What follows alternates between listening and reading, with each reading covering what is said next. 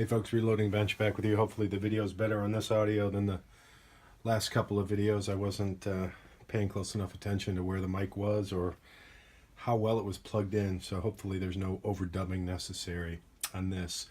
A subscriber reached out to me recently about some 416 availability, 416 Barrett availability, and said they couldn't find anything anywhere in the country, and I thought that was kind of odd.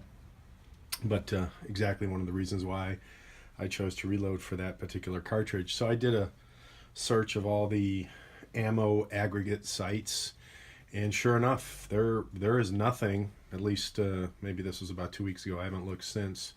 There's absolutely nothing available in brass or primed. I think there might be primed brass, but no once fired brass and no completed cartridge fully ready to shoot anywhere in the country, especially from Barrett themselves. And they run seasonal, so that doesn't surprise me. But the fact there was nothing available from anybody else was quite surprising. So I kind of let that go. And then recently, within the last week, saw somebody on one of the boards getting rid of some 416 once fired brass. So I took the opportunity to pick that up. And what I thought I would do with this particular video is walk you through the paces of what I would do with what would be the equivalent of range brass, but this is once fired 416, so a little bigger, little heftier, but still the same processes. So I thought I'd put one video together that takes it from start to finish, to round ready to shoot. So I've got videos of other pieces of these sets of activities, but this will kind of sew it up into one activity in a single video. So you're seeing this for the first time as well as I am. Let's hope it what I think is in here is what is supposed to be in here. No reason not to believe it's not. It's certainly heavy enough, and it sounds like it has the solid feel of Barrett boxes in there.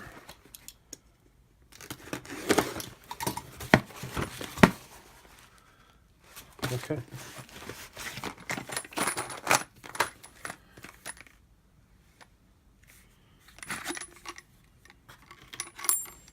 Yeah, that is definitely Barrett head stamp 416. So there were 5 boxes. And what I'll do is, I'm not going to inspect these very closely, other than just open them up and make sure there's 50, which there looks to be. That's 40, and this would be the last set of 10. Excellent. So what I'll do is I'll dump these over time, over the next day or two, without torturing you guys, into the cleaner, into the tumbler, and see how that comes out. And then I'll start with what I would walk through for the brass prep. So this is the end of what I would call step 1 of the process of unboxing and finding out what's really in here, and then putting those into the tumbler and cleaning them up and going from there. So more to come. And for those interested, this is my bench tumbler. Had it for a number of years, and I will use this until it wears out. So you're not going to fit a whole lot of 416 in there. I don't know if I can do 20.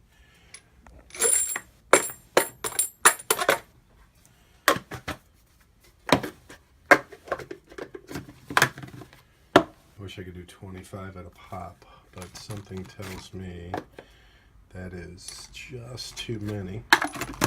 So let me button that up and see how that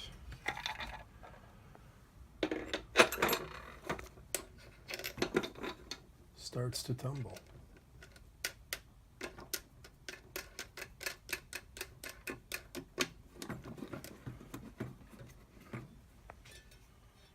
You're a little loud, hopefully you can hear me.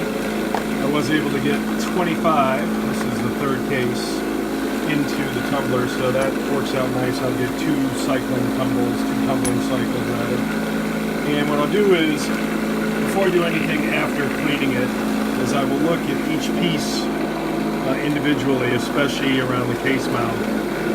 And what I'm looking for is any type of damage or split, because I've purchased once fired brass in the past, and I've come across a couple that I had to toss simply because they were split. So I'll take a look at that once they're clean, and back with some more videos. Take care. That was about 2 hours of tumbling. You can see what the brass looks like and compare it to one of the fired but not yet cleaned, maybe a side by side. I mean, not a huge difference. The brass on the right looks a little brighter. You don't see the dirt around the mouth of the neck. And the bottom looks a little cleaner, but in general very close. It's not like these are trashed and going through a super dirty gun, but you can see the difference between the two. This is clean, and these other remaining 25 will now go in the tumbler. Previously, a whole bunch of cleaned brass, 50 rounds. And what we're going to do is full-length resizing. So I made a video a while back.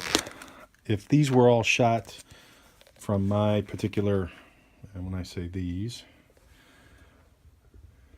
that boatload of brass, if those were all shot from my rifle, what I would be doing is, and there's pros and cons, I would be using this custom die from Lee that is just going to do neck sizing. And I've seen video on folks that hate neck sizing and say it's worthless and they would only full-length resize, and I've seen others that say they saves the brass a little bit longer. So what we're going to do, since these did not come out of my rifle, is we're going to use a Lee full-length resizing die.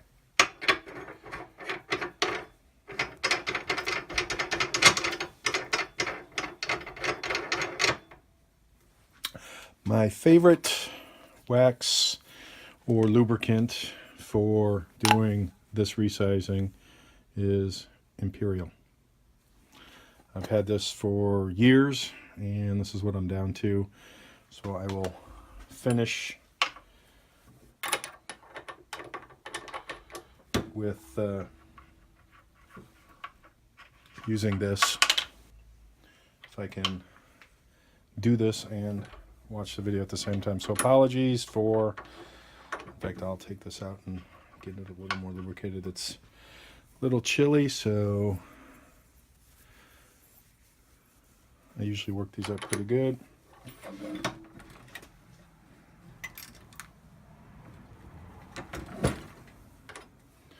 And what I'll probably do is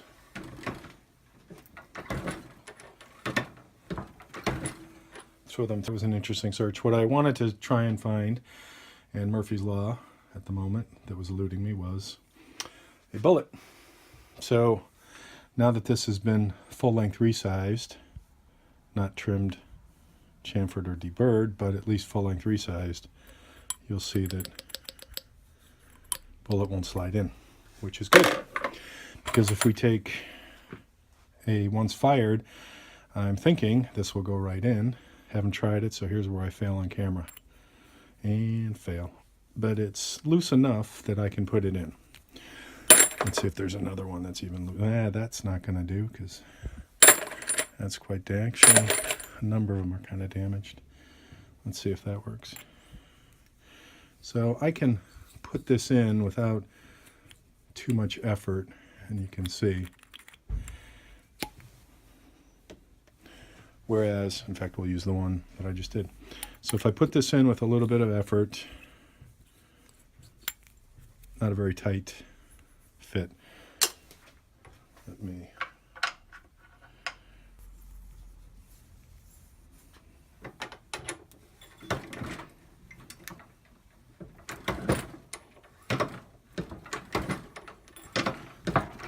and some will say I'm overworking the brass, and I noticed a dimple that was in there before I started resizing.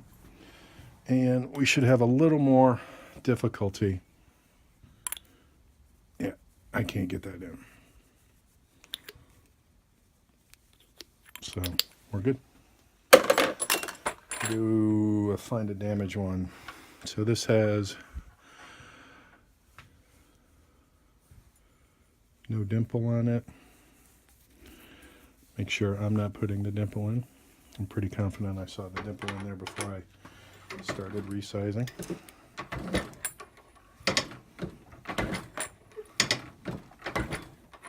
And my test,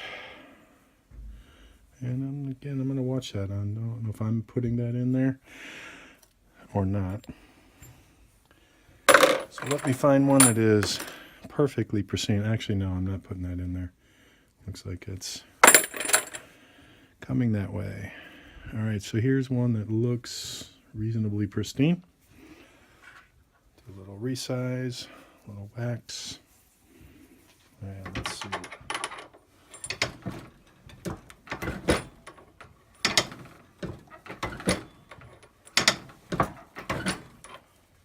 Okay, so I am not damaging the brass, and that is resizing, full-length resizing and decapping.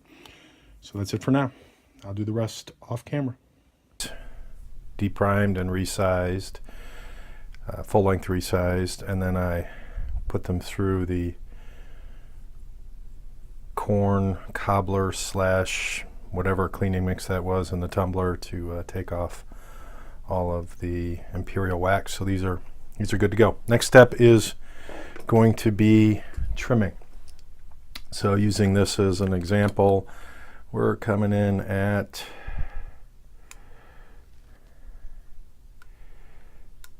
under 3.262-ish, so we're not even going to touch that. Ideally we want 3.263. Okay, so there's something that's considerably larger. So we'll work on this piece as an example. I started with ordering a custom mandrel from Lee so that I could chuck this in the drill, essentially insert that, and then trim, which works fine. And that's actually a little bit of a benefit over the world's finest trimmer Big Boy, which I started with on 223 and then wanted to try this for 416. But with the Lee model, when this is chucked, when I'm done trimming, leaving the brass in, it's nice to be able to chamfer and deburr. Whereas with the Big Boy, it's a multi-step process. So half a dozen of one, 6 of another. So we'll start with the Lee.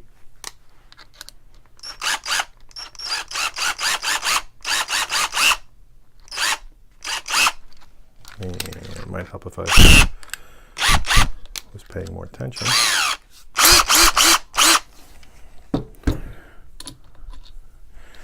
And I've had people complain about using this model of the Lee, not necessarily for 416, but other rounds in terms of this coming loose. Yes, it does. I usually have a bin and I put my brass over the bin to catch all the shavings so I don't make a mess on the bench.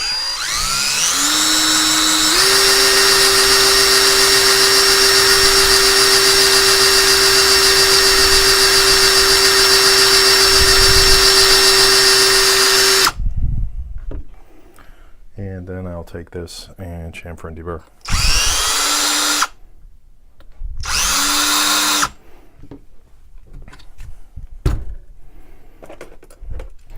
And let's see where I'm landing. Still 370.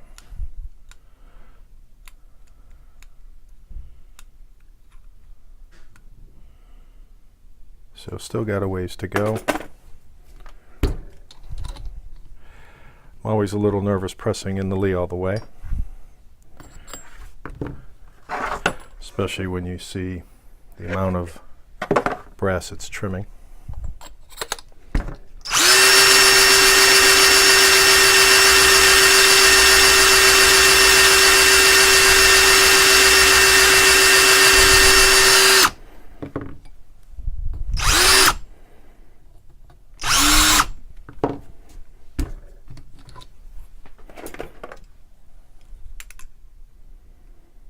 And we're just at 3/6, depending on how hard I push, 3/62, 3/63, 3/64.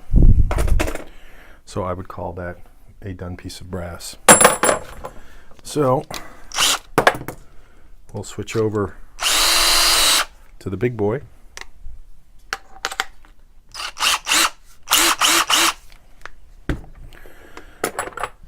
Another piece,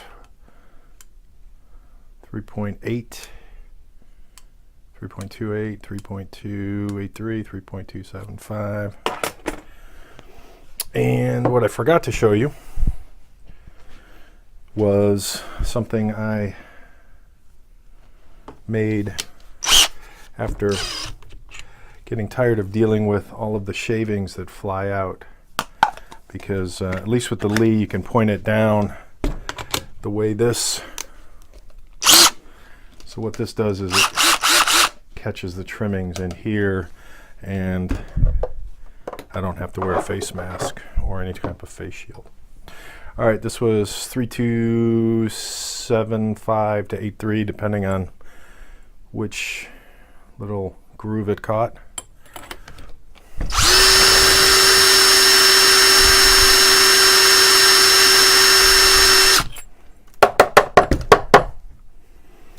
Leaves a little rougher than the Lee, and then either chamfer deburr by hand or put it back in the Lee, which creates a few more steps. And we're at, again, depending on which groove it catches and how hard I'm pushing, 3.6, 3.26, 3-ish, 4-ish. As you can see, it's a big piece of brass to try and get centered and catch it flat. So I would say we're right there. All right, that's it for trimming, chamfer, and deburr on the 416. Next step, picking up where we last left off.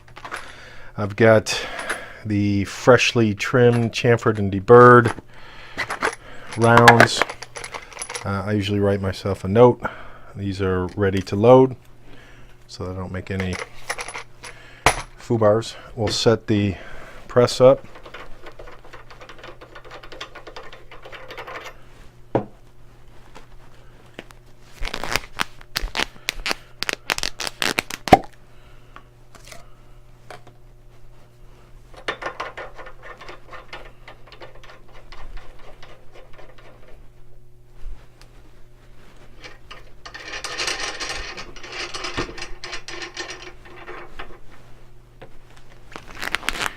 And so essentially these are all 50 BMG parts.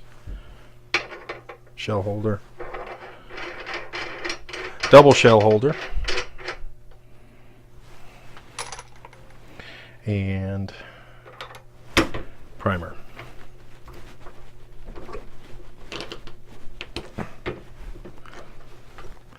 That did not feel like it's seated.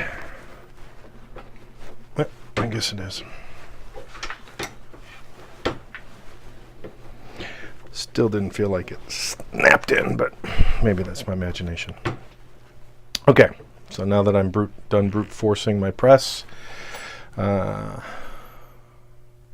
piece of brass and CCI number 35 primers for 50 BMG, and I'll take 10 out.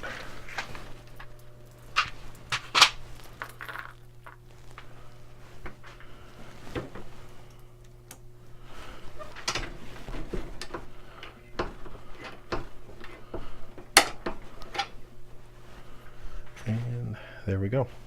I'll do maybe one or two more on film, and then you guys get the idea. Very repetitive set of tasks, and I usually flip the brass around just like when I was resizing, so that it has a nice seat.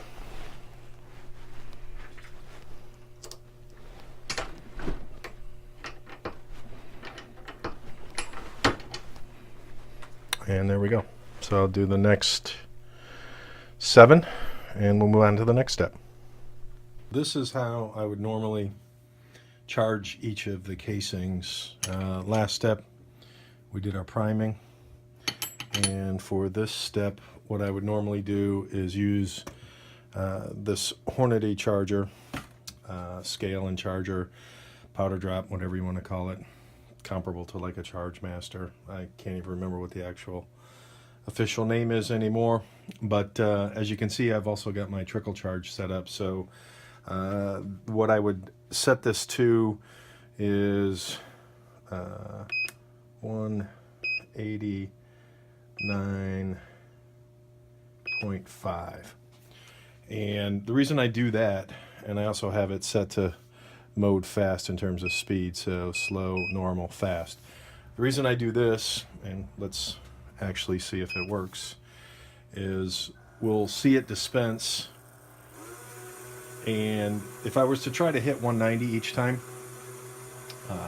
I just wouldn't, simply because of either the grain, how it's charging, and I think I've mentioned before that if you try and change the modes, like slow it down, you know, a grain before you're trying to get there, and then also deal with how the trickle charge dispenses, so slowing it down and then also changing the trickle speed as well, it just doesn't do well. And you'll see I'm at 190.9, so considerably over.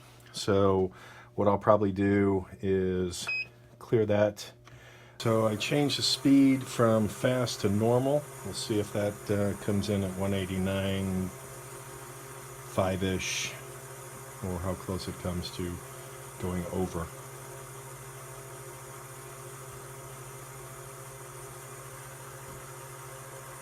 Big difference, a lot slower. Tick tock, tick tock. And as you can see, I've also got my powder on the bench, and we went over again. All right, so this time, hopefully the phone is done ringing and there'll be no more other interruptions. I've set this back up to 189, trying to still keep it on fast, and let's see what happens.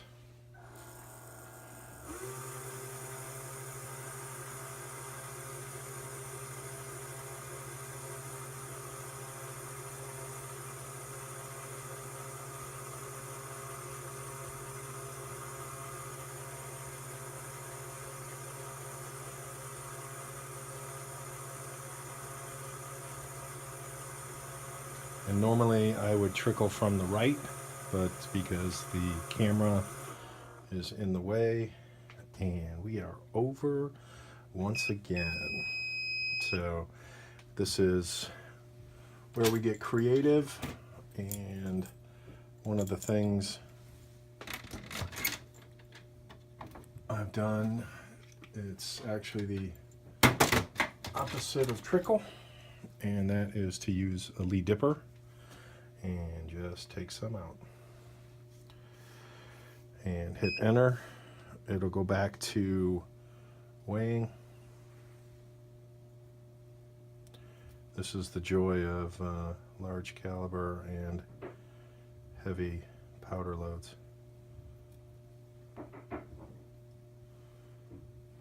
And here's where trickling will come in. 189, 190 exactly.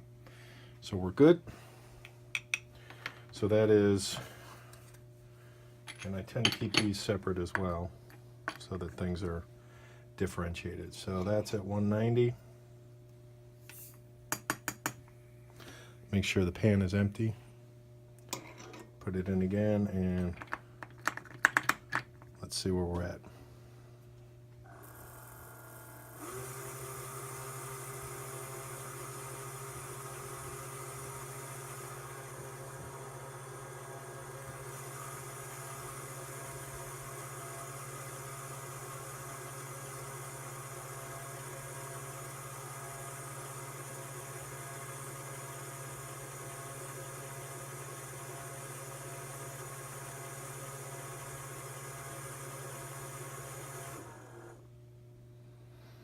And I've previously gotten to the point where instead of using this, I'll just put it on the scale and use either a larger dipper or pour by hand, because as you can see, it's a lot of powder in there.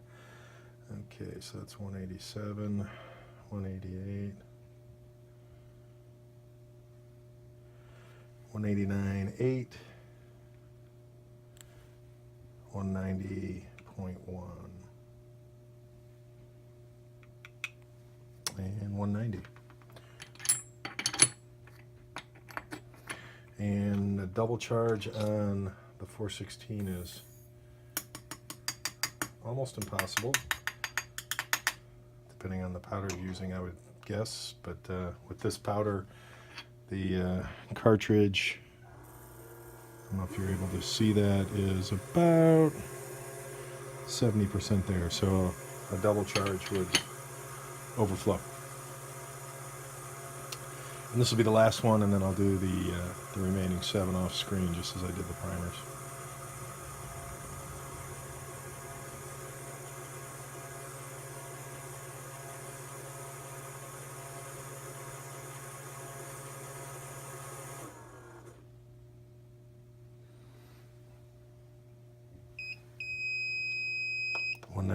.2, so that's 189.5.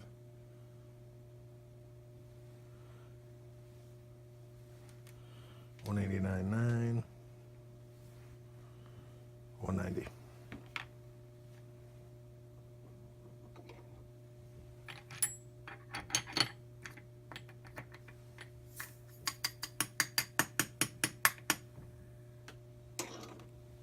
Okay, I'll do the rest off screen. Next step after this. We're getting close to the end. Let's seat this bullet. So after charging all 10 casings,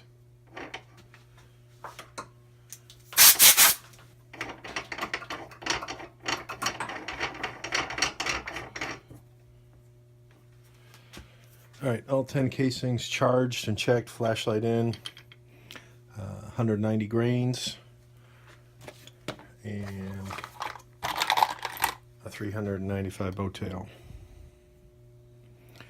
So this should go relatively quick. I'll do a couple of them on screen.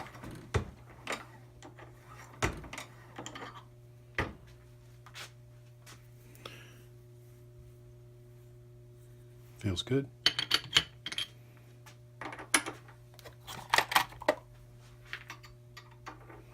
And just due to the size of this particular caliber casing and everything else, just a little challenging. Obviously you can't get things in, so you're playing movement games and manipulation for getting everything seated. Alright, be back when those are all done. Is the factory crimp.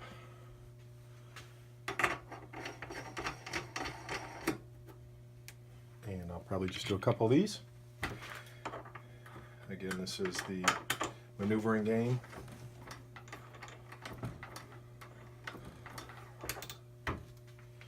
And there is a nice crimp. In fact, you can feel the difference on right at the edge of the casing before and after the crimp.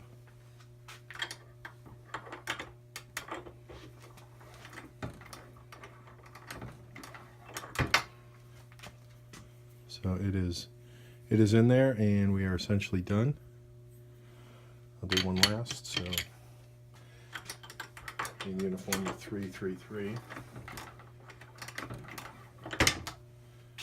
and that is a finished round, ready to hit the range.